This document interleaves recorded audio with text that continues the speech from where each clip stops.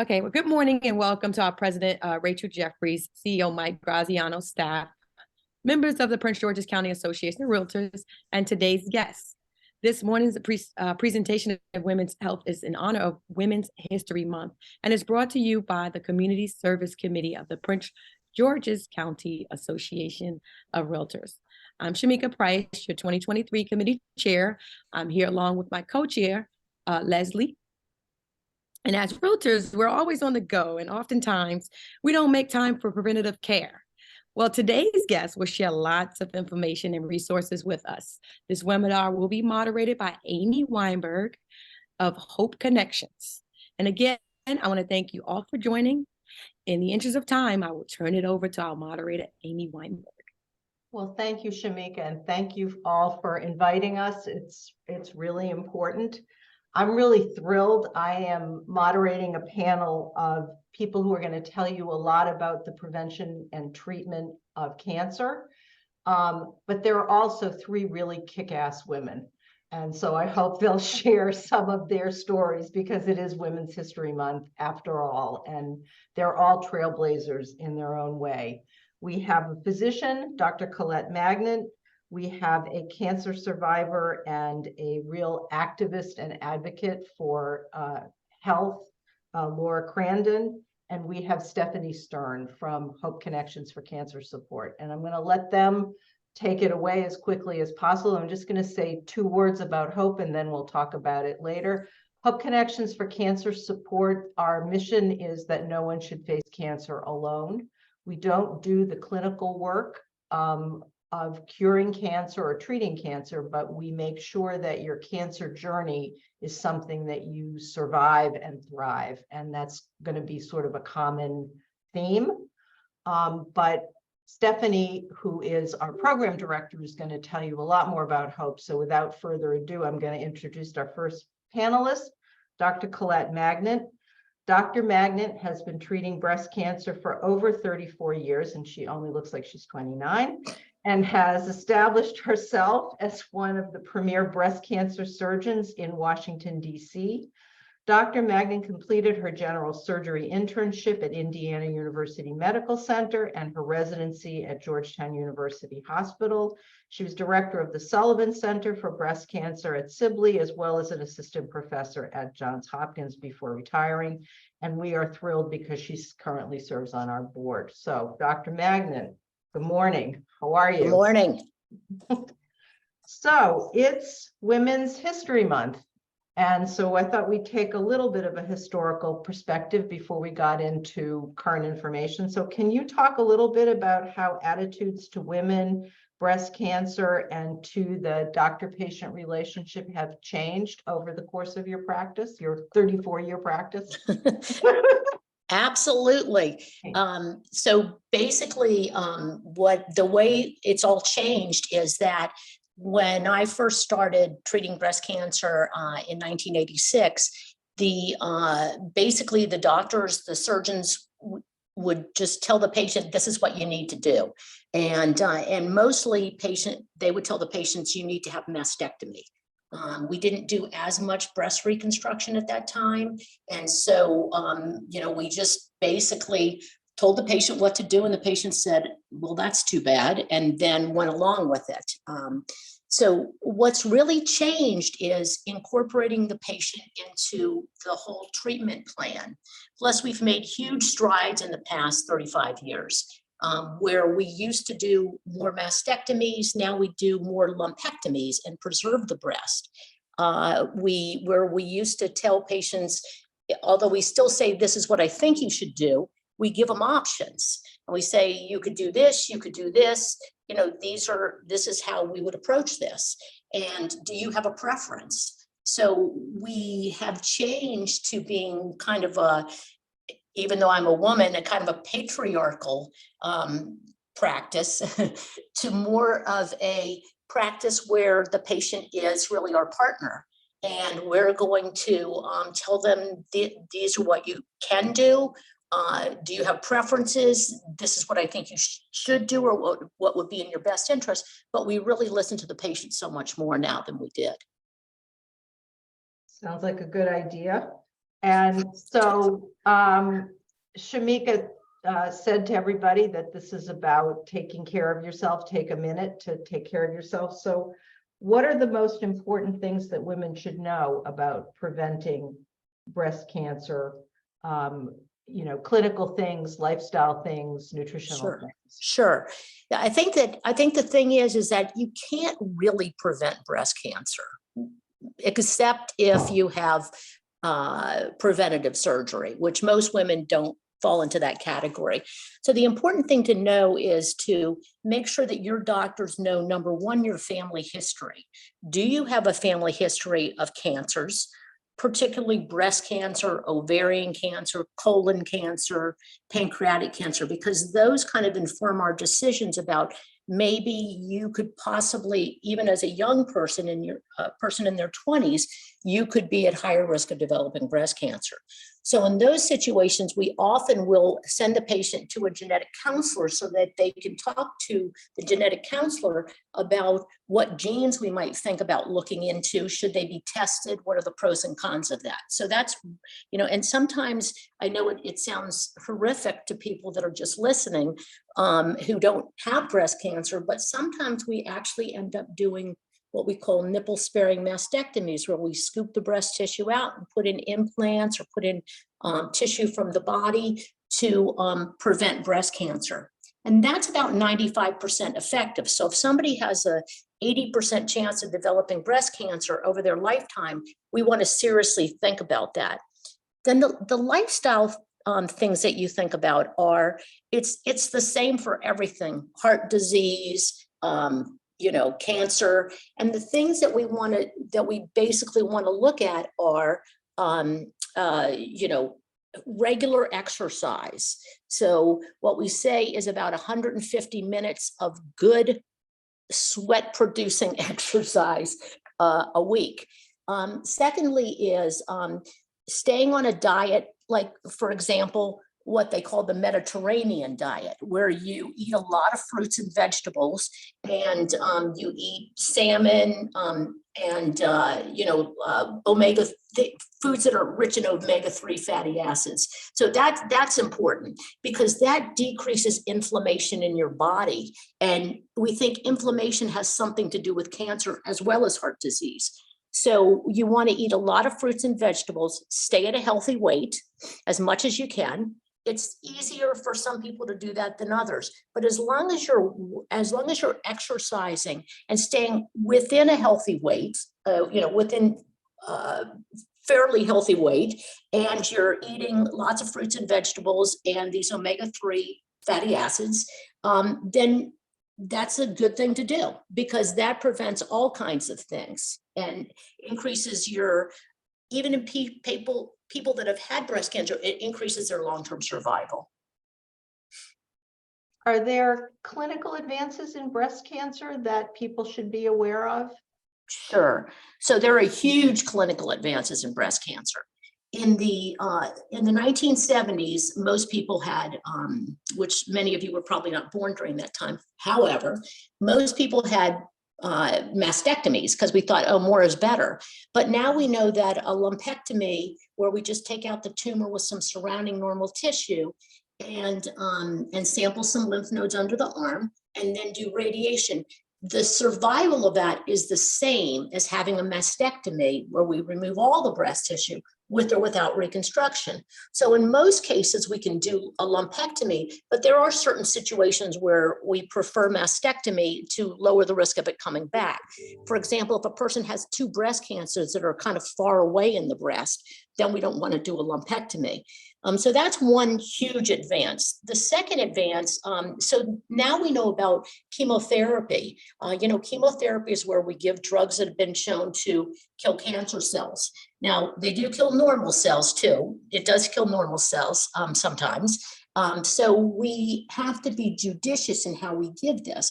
But what we've done more over the past 30 years is we give chemotherapy in some instances before we do surgery to either shrink down the tumor so the person can have a lumpectomy, or if a person has cancer in their lymph nodes to shrink down the lymph nodes so we can take out fewer lymph nodes. So those are some huge advances. Also, what we found is there's a certain type of breast cancer called HER2 positive. So that they've developed some monoclonal antibodies such as Herceptin and something called pertuzumab that we give with chemo, and that hugely affects the long-term survival, as well as in patients with triple negative breast cancers. We've added immunotherapy, something called Keytruda, which you've seen on the TV. So Keytruda seems to improve survival in patients with triple negative breast cancer. So there's a lot of things that have come up that we've really have really improved the survival and decreased the what we call morbidity or the complication rate. 40 years ago, we thought, oh, we just want to make the patient live. Well, now patients live. 85% of patients do great. And so what we want to do is decrease the complications that they have to put up with for their lifetime. For example, we want to decrease the chance that they get arm swelling. And because of that, we've started doing what we call sentinel node biopsies, where we don't take out all the lymph nodes under the arm. And so the patients are less likely to develop arm swelling.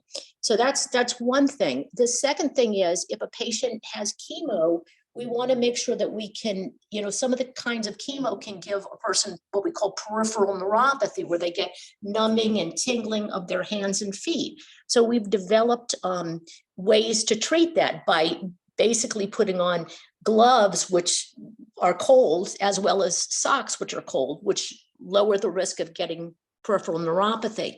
And then the last thing we do, women love their hair for good reason. And so there are, depending on the type of chemotherapy we give, there's what we call a cold cap.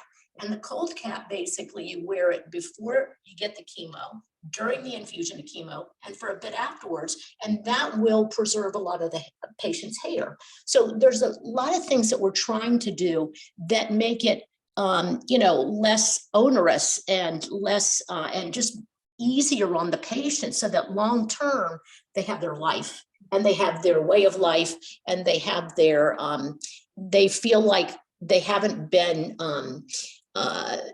beaten down by the cancer. So that's what we've changed. Okay, I'm going to just ask you one more.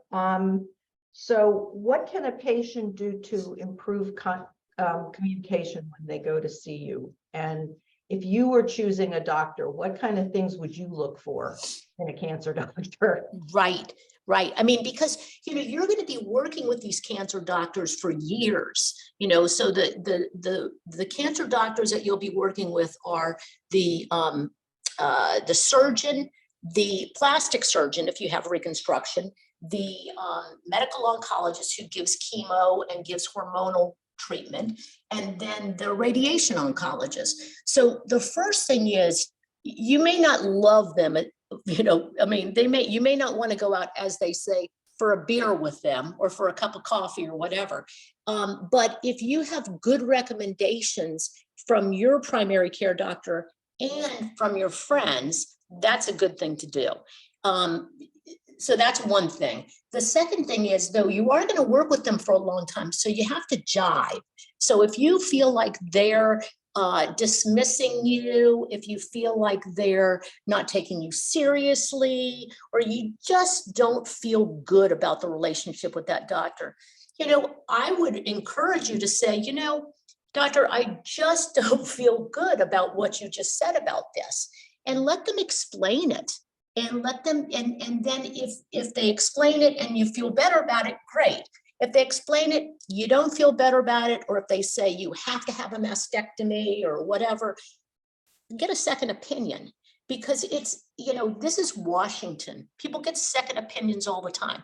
PG County, same thing. It's all about the second opinion. So it's a good idea, if you don't feel completely comfortable with what you've been told, or even if you do, get a second opinion.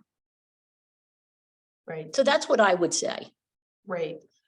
Okay, so I'm gonna turn now to Laura.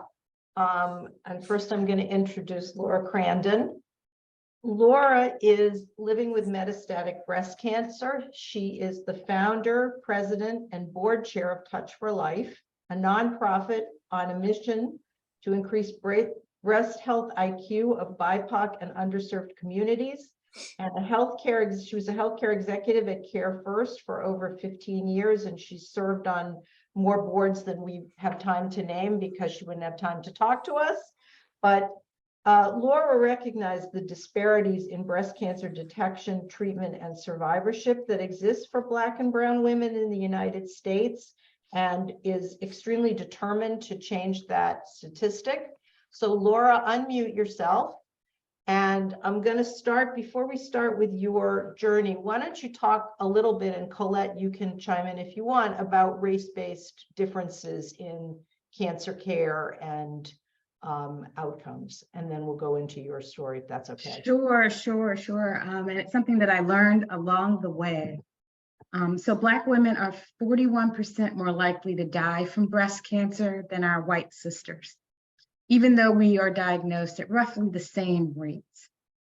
We are 2 times more likely to develop the aggressive triple negative breast cancer that Dr. Colette mentioned, and 3 times more likely to die from it under the age of 35. Now, remember that the guidelines that come out say that you should be screening mammograms starting at 40. We're dead by then. I buried a church member, 37 years old, with a 3-year-old daughter 3 weeks ago.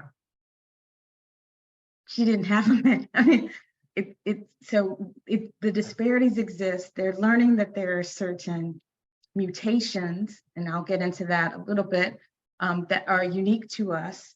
But because Black and brown women are not in what's called the biodata, and when you're searching for mutations, many people have heard about Angelina Jolie and the BRCA1 and 2, BRCA1, BRCA2 genes, but that mutation was discovered by studying 800 women in Utah. So we were likely not in that. And so they haven't, when you don't have the biodata, you're not looking at the mutations, and then you're developing the drug therapies.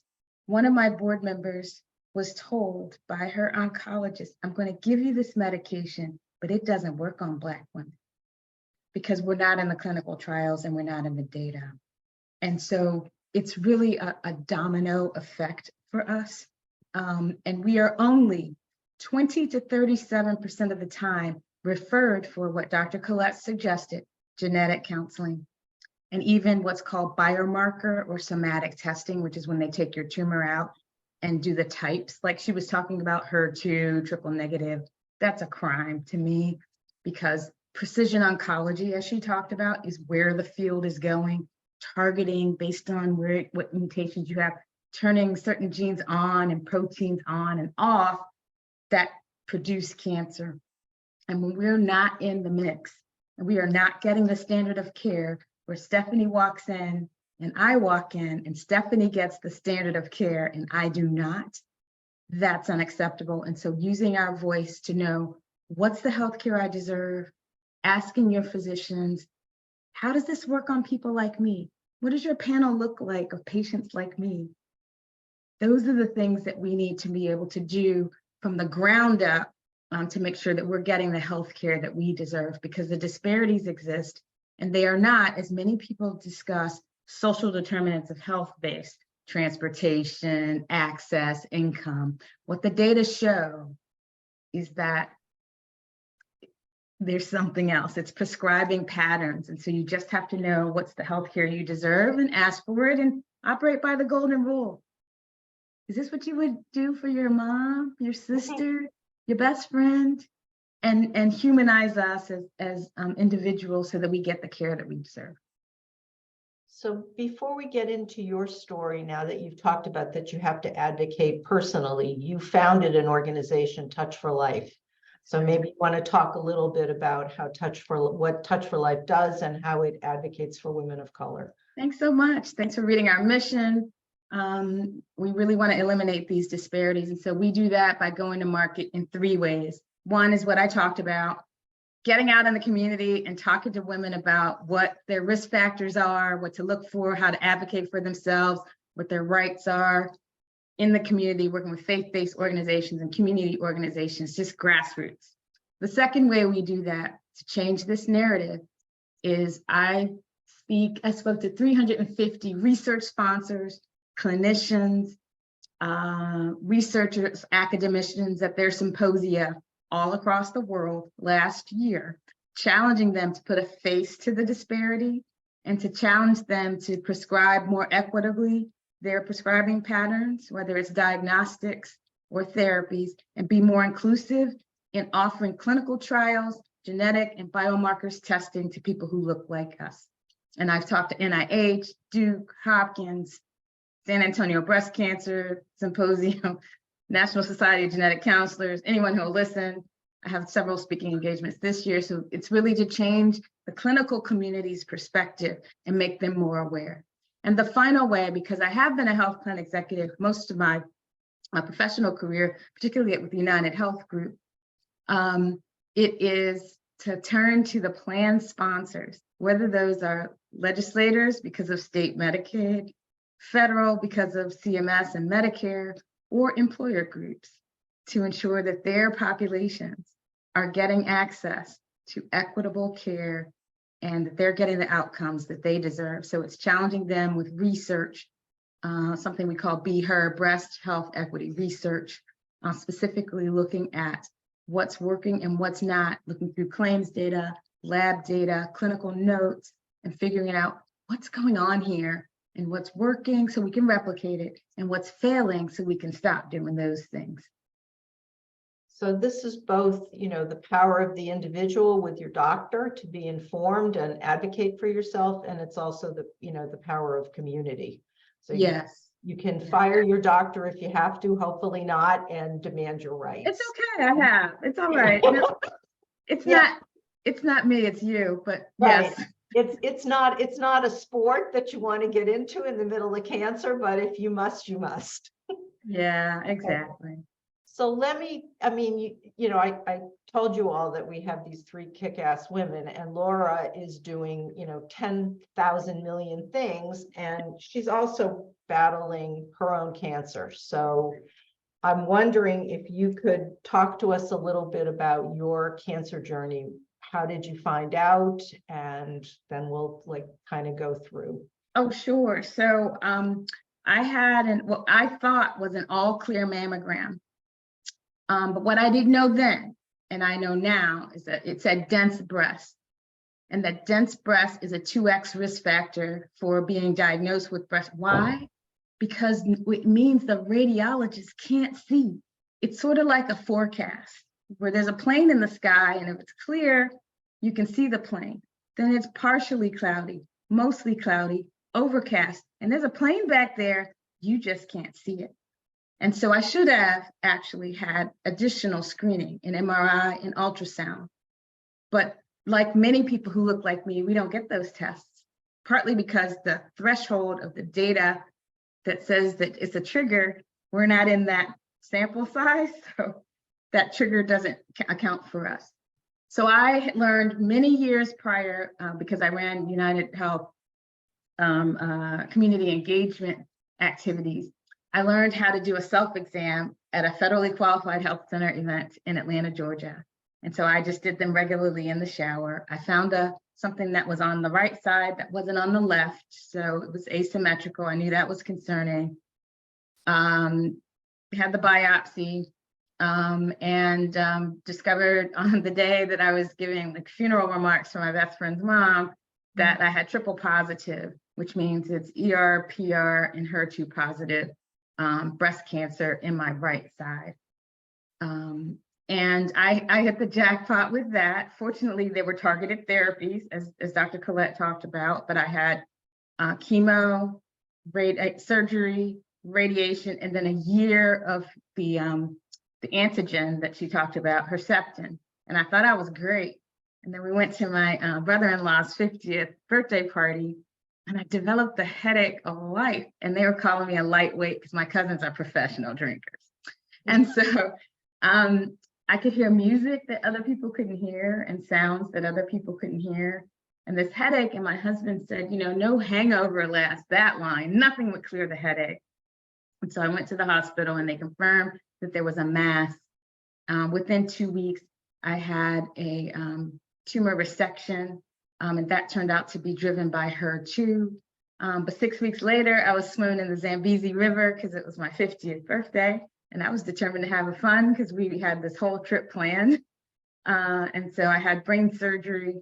I've now had 3 brain surgeries, but the technology has in fact improved, so that 2 weeks ago, yesterday, I had another procedure that's not minimally invasive because they just want to see what's going on there because the imaging isn't that great. And it's called LIT. So just goes in, drill a few holes, take a biopsy, cook whatever is there. And so most of it is radiation necrosis. So when you get radiated, the tissue can die and the brain doesn't like anything that's not in there, so it swells up. And so I'm monitored very closely. I also participate in the clinical trial at NIH.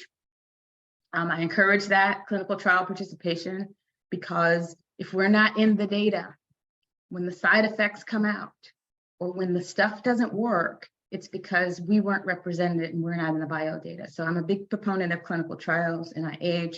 I've been followed from the beginning by 2 teams, DC Second Opinion. I've always had two teams, which is fortunate because when the brain metastasis came and I talked to my community-based oncologist to say what's next, the answer was, well, you're a woman of faith, right? And I was like, right? And he had run out of options. Okay, so fortunately, I was also followed by an academic medical system that put me in the clinical trial. And by the time I got out of that clinical trial, the blockbuster drugs had been cleared by the FDA, and I got on that. And like, even though Dr. Google said I should have been dead 2 years ago, like I'm kind of a walking miracle, but I'm very determined because where I come from. And so I live with this disease. I consider it a chronic disease like diabetes, whatever. I get scanned every 3 months, see what's happening, and I just face whatever comes. Like, okay, is this, we're gonna do that, we're gonna do that, let's keep it moving. And that's how I see life. And you are amazing. So some people in our audience might want to know, first of all, what sustained you and how did you get through all of this, besides being a woman of faith, which everybody says, and then like hopes that you'll do it on your own. But how, if you have a friend that is going through this, what is helpful and what is not helpful? I have to say, I wish I could share with you because it's Women's History Month. I wish I could share where my resilience comes from is my parents. My parents lived to be 96 and 97. They lived with us for 15 years. We took care of them, and they are both path breakers. My dad was a Negro League baseball player who faced racism untold in uniform as a Navy veteran, but was never bitter, and had an 8th grade education, but made sure that I was educated. And my mom was a hidden figure, not in NASA, but in NIH. She did all the statistical modeling for the book Human Aging, which is still in circulation today and sits on my bookshelf behind me. And she has an Innovator Award named after her from AMSTAT, because when she started doing her job to do these models, the section chief had the construction crew come in and build a wall around her desk so that he would not have to, quote, look out and see an N-word every day. But nonetheless, she persevered. And I get my perseverance and work ethic and never give up spirit from William Sonny Randolph and Annie T. Randolph. In addition to that, my sorority sisters, my husband, my sister, my friends, once I let them in, because in the beginning, I was just silent about it. I don't know what that was, but I didn't want to tell anyone. I'm not sure. Now I really don't care. But it's letting people in and letting them do what they do. Sometimes it's a text, a flower, a card, something shows up in the mail. My line sisters made a jar of inspirations. They lived all around the country and they hand wrote notes and put them in a jar and said, you got this. It was a scripture or we love you, that sort of thing. And we've turned that for Touch for Life into a service project that we do with corporations now to give to breast cancer patients who are in infusion centers. But it's letting people love you. Like, there's no right or wrong. Like, don't search for the perfect thing to say or do. It's just do what feels right to you. You pick up, you see a book, you're like, oh wow, I bet Laura would like that. A note, I'm thinking of you, just whatever. Just allow people to love you, because some people live an entire lifetime and never know how much they're loved. And I am so blessed to know how much I am loved, and it surprises me every day. And you surprise me every time I talk to you. You are absolutely amazing. People who are listening to this, if you have questions, we're going to turn to Stephanie, but please put them in the Q&A or the chat. And when we're all done, we're going to save about 10, 15 minutes to handle your questions, because I know you probably have things to ask these amazing women. But I'm going to turn now. Thank you, Laura. My pleasure. We're going to turn now to Stephanie Stern, my colleague. Stephanie is the program director at Hope Connections. She oversees our support groups, mind, body, and educational programs. She continues to facilitate support groups. We are on the web. You can access our services virtually, but we are physically located in Prince George's, right near the new Carrollton Metro and in Bethesda. But Stephanie's been an oncology social worker for over 25 years, another one that's not possible. She has extensive experience providing support services to people affected by cancer. And in addition to her work at Hope, she supervises postmaster students at Smith College School of Social Work. And she's also founded Compassionate Counseling Service, which provides individual and group counseling services. So welcome, Stephanie. Good morning. Good And morning. I'm so happy to be here with all these amazing panelists.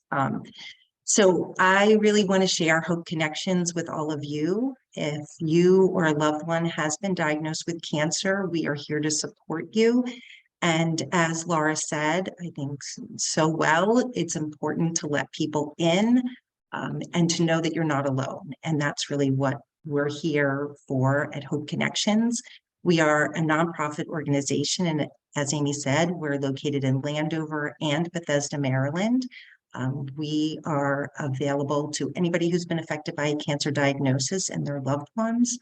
We provide support groups. We have cancer-specific support groups like our breast cancer support group and metastatic breast cancer support groups and many more. We have general cancer support groups. We have caregiver support groups. We also do a lot of mind-body classes, so exercise like gentle yoga, Pilates, Tai Chi, strength and balance. We have mindfulness classes like hypnosis for symptom reduction, which is amazing. I recently took it. We have relaxation and tranquility, guided mindful meditation. And we also do a lot of educational programs where we have an expert in their field talking about a topic related to cancer. So topics like clinical trials, nutrition. We have a young adult cancer support group, and we had 3 panelists talking about how cancer gave them menopause, which was also a really important topic and not one that's often discussed. So we are a nonprofit organization. All of our services are professionally facilitated and offered free of cost. So I always say it's super easy for me to sing our praises. If you or a loved one are diagnosed with cancer, please reach out to us. So you are Stephanie's very modest, but she's our secret weapon, because she's our first point of contact with anybody who comes. Stephanie is the one that will hook you up with the services that are right for you. Like Colette said, we're not just you're a round peg, but you got to fit into our square hole. We want to have services that are right for you. And Stephanie is also a facilitator in our groups, and everybody tells me how great she is. It's actually kind of intimidating to work with Stephanie, but I persevere. And you have the saying, Stephanie, that your groups tackle the good, the bad, and the yucky. And how does that work in practice? And so walk us through, like, somebody who has cancer comes to Hope, like, what can they hope to achieve? Well, Amy, as you said, when people reach out to Hope Connections, it's usually through our website. We have a first-time visitors form. It's a short form that people complete. And once that form is completed or submitted, it goes right into my inbox. And I pick up the phone and I call every single person. And I welcome them to Hope Connections, share a little bit more about our services, and answer any of their questions. And together we figure out what would be the most helpful to them at this time. Because as you're saying, at Hope Connections, it's not one size fits all. So some people are looking just for a group, just for a mind body class, or just an educational program that they saw. So I try to, explain more to them, because I think a lot of people, when they reach out, they don't fully understand all of our services. So together we figure out what's going to be the most helpful. As an oncology social worker, I'm always, cheering on our support groups, and I know how important they are. And again, Laura, to your point, I think most people want to do this in private. They don't want to be seen as their situation, seen as somebody who has cancer. They want to just be seen as who they are, and so natural. And so I think that it's hard sometimes to reach out for support. So I always say to people, I think it's so wonderful that you reached out. And I know that's not always an easy thing to do. We want to lick our wounds in private. And that's just a natural human thing to do. And it takes a lot of courage to walk into a room, whether it's virtual, because many of our services and programs are virtual. Actually, they all are, if that's an easier way to join us, or in person. It is hard. You don't know people, you're sharing very private information. And when I talk about, the good, the bad, and the yucky in our support groups, we want to know when things are going well and cheer you on and be so happy for you. I never want people not to want to come to group because, well, things are going well right now. And if you are nauseous, fatigued, scared, overwhelmed, angry, sad, we are here to be supportive, including if things are just going sideways that day or that week. So, as together, we can hold difficult feelings and we can cheer each other on when things are going well.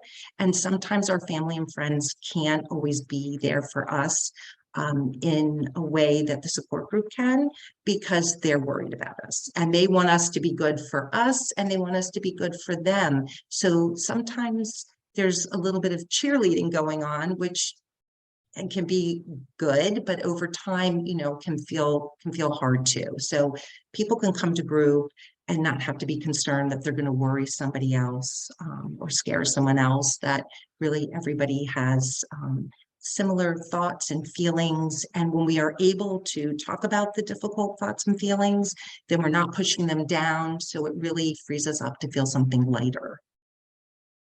And just to talk about some of the things that Colette was talking about. So, Colette, you talked about the fact that you can have arm disease and lymphedema and various other consequences of breast cancer. So we try to respond to that. Like, we offer Pink Ribbon Pilates, which is an exercise. Why don't you talk about what that is and like why it would be useful to women?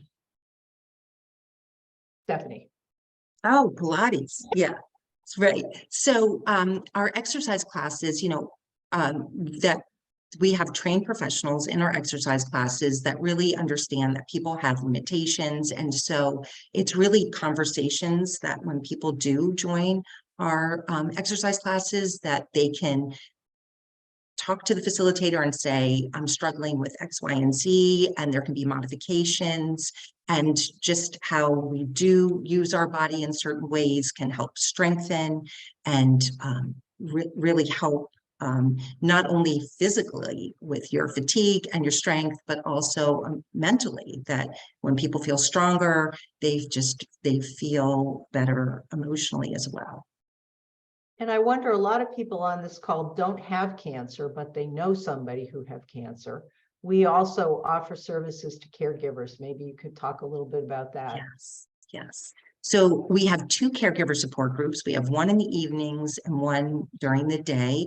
And our caregivers go through so much as well. And I don't think they oftentimes recognize how much they are going through, because oftentimes people think of a caregiver as somebody who has to help someone to the bathroom or go to every single doctor's appointment, or get someone in and out of a wheelchair. And caregiving is really just having someone you love have cancer.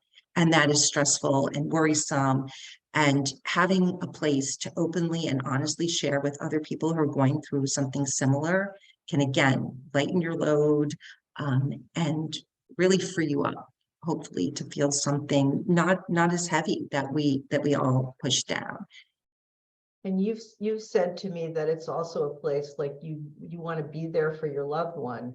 On the other hand, sometimes they're going to drive you crazy, and you can't really say that when somebody's in the middle of treatment, but you can say it in a caregiver group. And Yes, absolutely. And I say to the caregivers all the time, and this goes for everybody, that if our cup is empty, then we can't give to someone else, and we can't share with someone else. And so we have to fill our cup up first. And that, corny saying that when you're on the airplane, you have to put on your oxygen mask first before you help someone else is really true, because if you're not in a place where you're taking care of yourself, you can't help someone else. So it's so important. And that goes for all of us, that we really need, I say this oftentimes too, selfish is not a bad word. We need to put ourselves first at times so that we can be there to give and support the people we love and care about.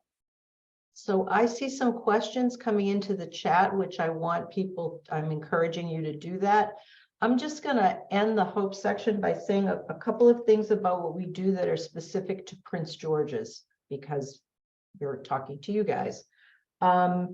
So unfortunately, Prince George's is the winner in a way that you probably don't want to win, in higher rates of breast, colorectal, and prostate cancer. Those are the 3 cancers which have the highest rates of race-based disparities in the county, and higher rates than normal for people in Maryland and people across the country.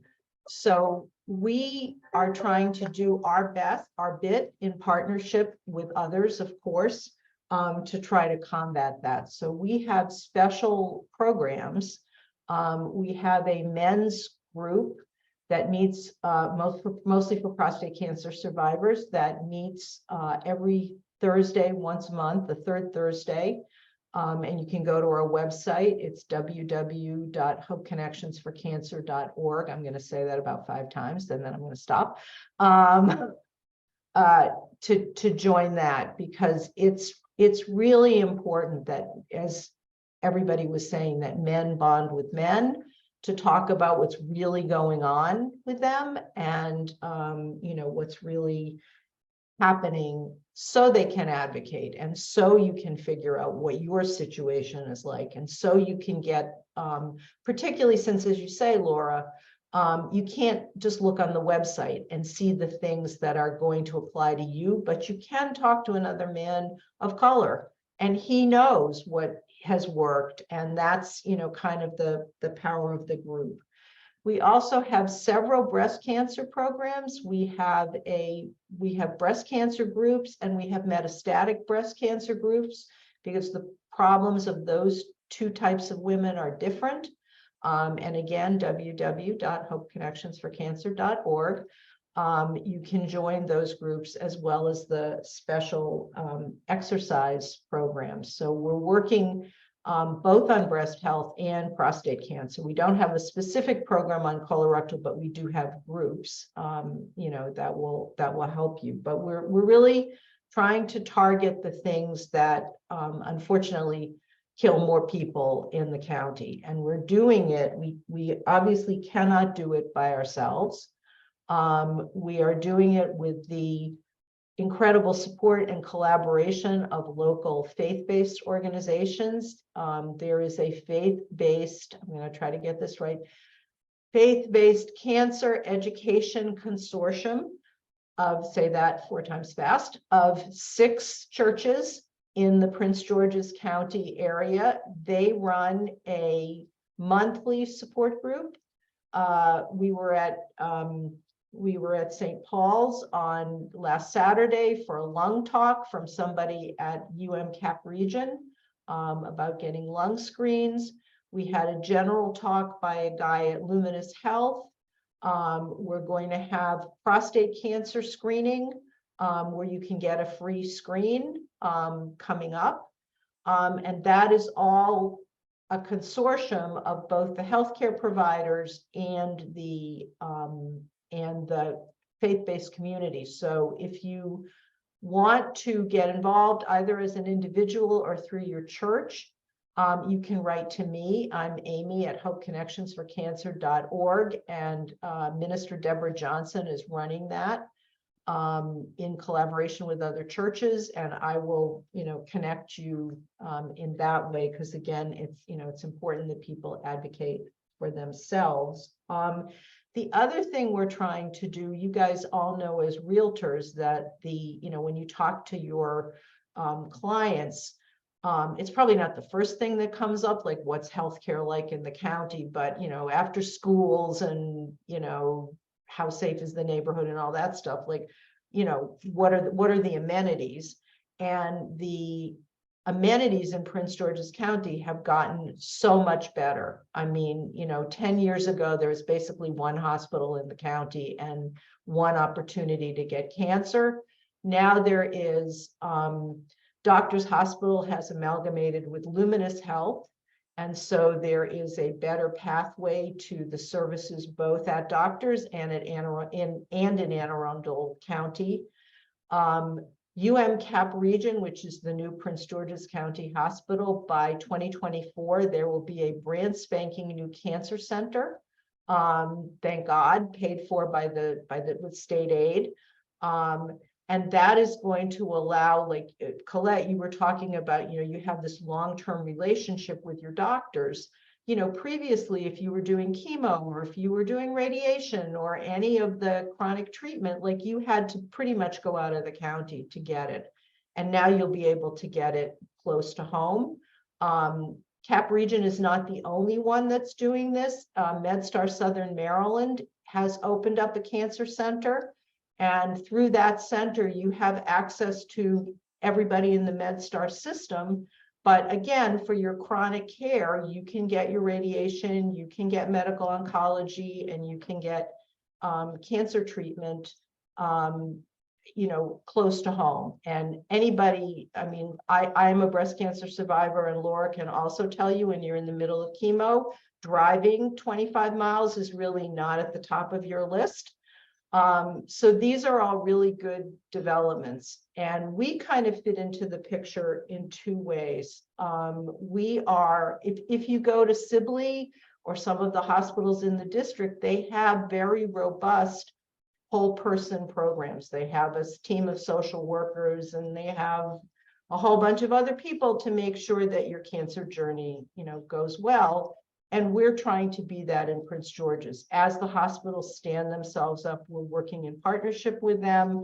Our services are free. Let me just say that again. Services are free, so they can refer their patients, and we will provide, the kind of care that people need. Okay, so enough about Hope. I am going to now turn to questions. And let me see. Oh boy, we have a lot. Great. Okay, so Shamika Price has asked, what are the different types of mammograms or breast screening, and when should we seek an additional test after a standard mammogram? Colette, why don't you start us off, and then Laura, you might also have some thoughts. Sure. And I saw that Laura answered some of that on the chat too. And what I would say is that the main thing to make sure is when you go get a mammogram, you want to have a 3D mammogram, a 3-dimensional mammogram. So we used to just do 2D mammograms, and they were good, but they missed a lot of things. 3D mammograms, really, help sift through this dense breast tissue. So those are, what I would say when you make your appointment is, I want a 3D mammogram, number one. The second thing is as Laura so eloquently said, MRIs and ultrasounds are very good as well. So with people with dense breasts, if you get a report back that you have dense breasts, ask your doctor, can I get an ultrasound? Would you refer me for an ultrasound? A lot of places don't want to do screening ultrasounds because they say, oh, the data's not there, but it's still a good thing to do. So I would be as Amy said, a kick-ass, I would be a badass. And I would say, no, I want an ultrasound. And then MRIs, it's hard to get the insurance company sometimes to pay for MRIs, but those, especially in people with a family history, we can almost always get MRIs. So I would ask your doctor if, you can get an MRI. And the other thing is sometimes they have to do what we call a peer-to-peer review. You have to talk to somebody at the insurance company, doctor at the insurance company, and go with that. I just saw our MRIs expensive. They are expensive. However, what you can always do is if you call up and you say, look, my insurance isn't going to cover this. So let's say an MRI out of pocket would be $4,000 or something. You say, no, I want the Medicare rate. I want what you get paid by Medicare, and I'll pay that. And that a lot of places will actually do that. Laura, do you So, have any? yeah, I'd just like to weigh in a couple of things. So yes, coming from also the insurance world. Two things. One, particularly for Black women, in July of 2021, the American College of Radiology declared being a Black woman high risk, period. You should be baselined at the age of 30, meaning your medical history, and as Dr. Collette talked about, making sure you have your risk factors. And so using data like that when you're talking to your insurance company, when you're talking to your physician, to say that I am high risk. And that's why your health history is really important, colorectal, any kind of cancer, a male, female, because there's also connections there. And any kind of documentation that you can have to make sure that you are advocating for yourself. But I would insist on it because it is your health. You're the only you. And the worst thing you could do is not ask for the care that you deserve. And there are appeals and grievances. And in May of this year, we were having a whole session, Touch for Life is on navigating the finances of breast cancer. And so we've got someone who used to run the patient assistance program at one of the big pharma companies. She also helps people file appeals, grievances, get their claims covered because she used to work for an insurer as well and a financial planner in May. And so there are ways that you can get these things covered. And then I put in the chat too that I testified because of the bill in Maryland legislature that would require carriers to cover the additional diagnostic screening at no cost to you. So there are those things too. And Laura, did you want to talk about some of the other things the Touch for Life is doing? Because we talked about hope. Yes, thank you so much. Yes, I'd like to bring to your attention a few things. One, I mentioned the program we're having in May. Every fourth Saturday, Touch for Life has what's called SOS, Soul Filling Our Sisters. And it is a total well-being virtual session for 90 minutes starting at 11 a.m. where we bring in badass people from across the country to talk about mental, physical, spiritual, and social well-being for our community.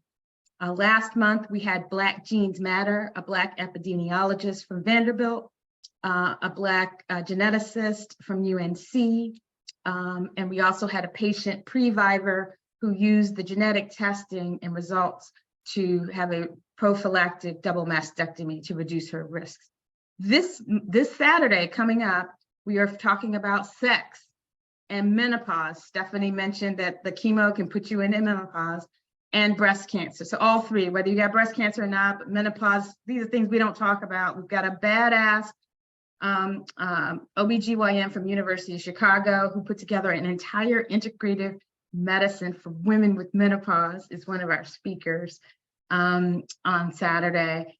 We have another speaker who's going to talk about the mental health aspects of reframing sex after diagnosis and or menopause.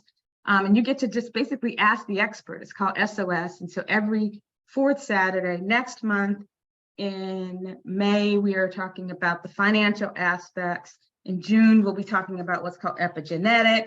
So the external factors, your beauty products, environmental products, how that impacts. We've got a Black researcher from Hopkins who's done some research on the toxicity of the products that we put on our bodies and get absorbed and what to do about that.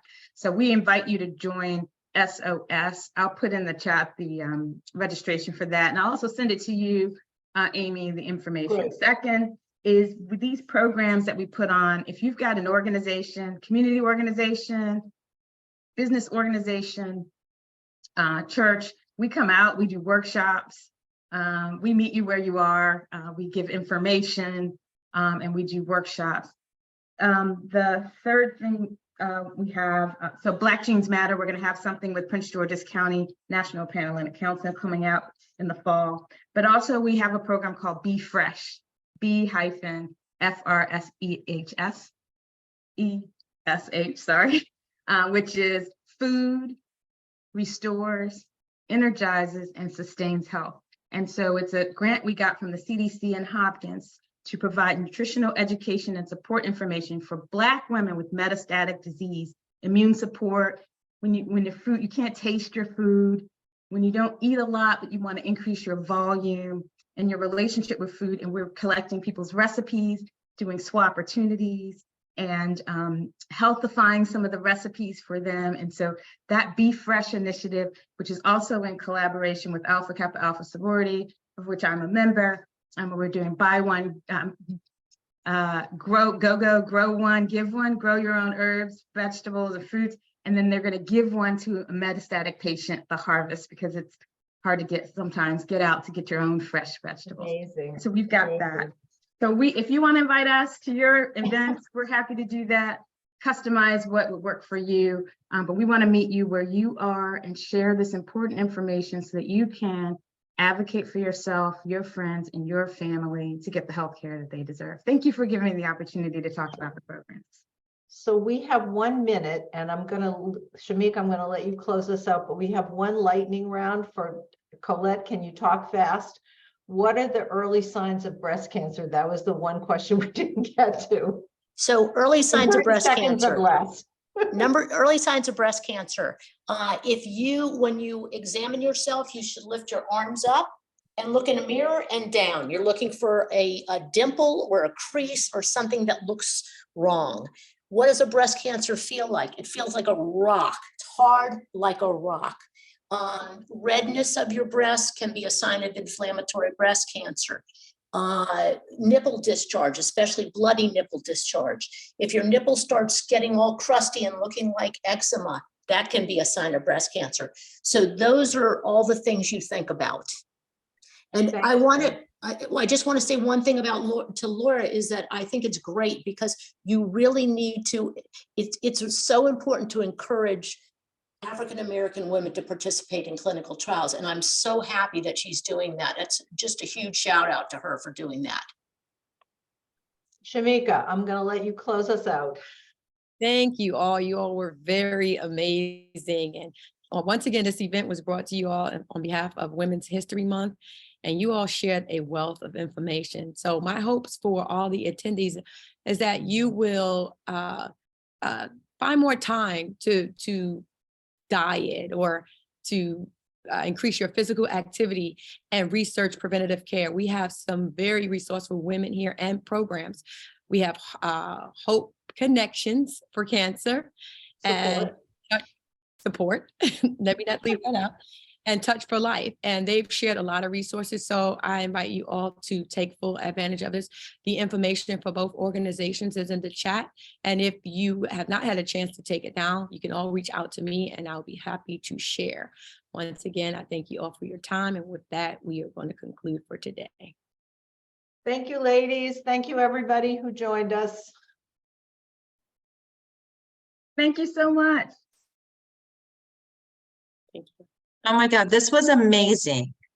Oh my gosh. Colette and Laura, you Yeah. guys are seriously rock stars, and